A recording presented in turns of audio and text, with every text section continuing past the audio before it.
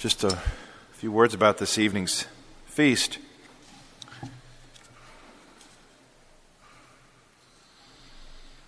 According to ancient records, Empress Eudoxia received from Bishop Juvenal of Jerusalem in the year 439 the chains which had bound St. Peter in that city. The empress was said to have sent one of these chains to her daughter, the wife of the Roman Emperor Valentinian, who died in 445. This daughter had a church built in Rome bearing the name St. Peter in Chains. In this church were preserved these very same chains which St. Peter had worn in the Roman prison.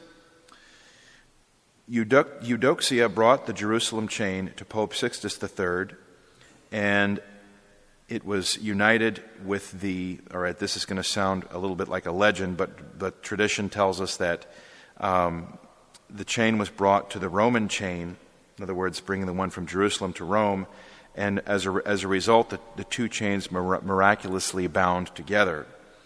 Well, it is a fact that the Church of St. Peter in Chains became very well known as the spot where Peter was imprisoned and miraculously released. The church was reconstructed between 432 and 440. Now, a little bit of history here, why this happened.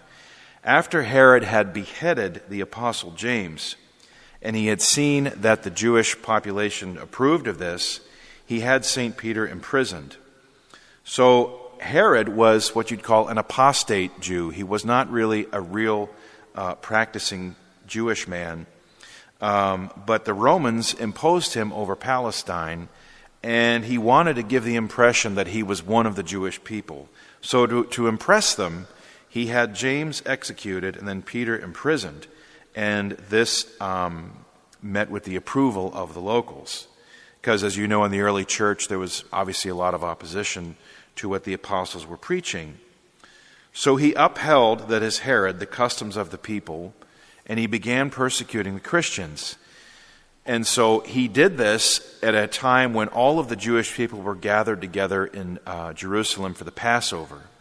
So as these folks were gathering together, Herod, being a shrewd politician, increased the persecution.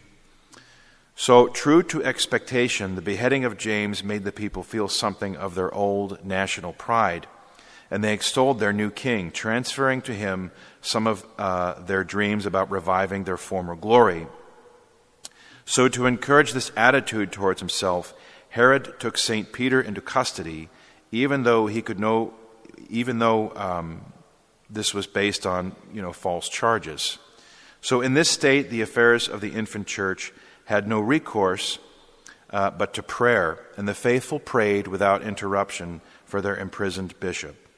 And as we know, according to tradition, during the night preceding the night of St. Peter's trial, an angel came and released him from the prison, and the guards had no idea what had happened to him.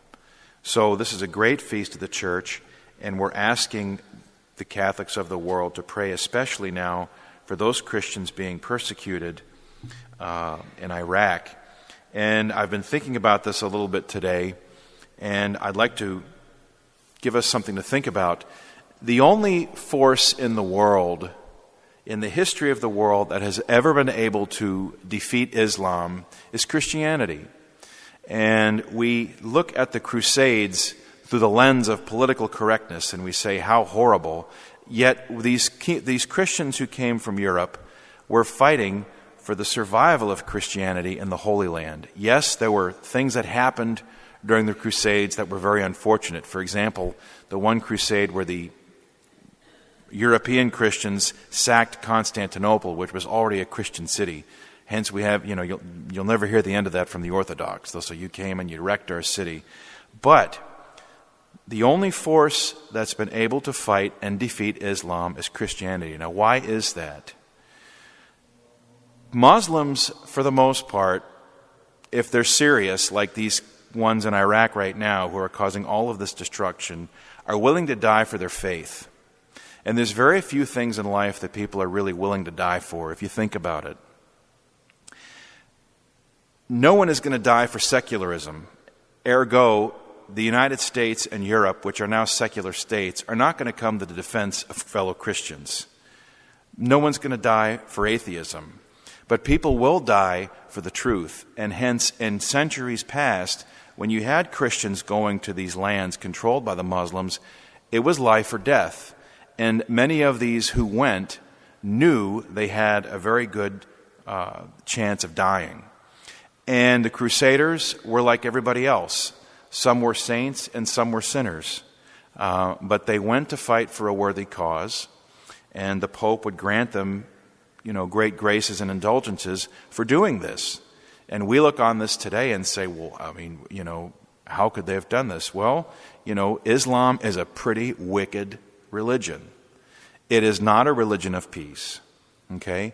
And if you look at the history of the world, wherever Islam goes, it brings no good.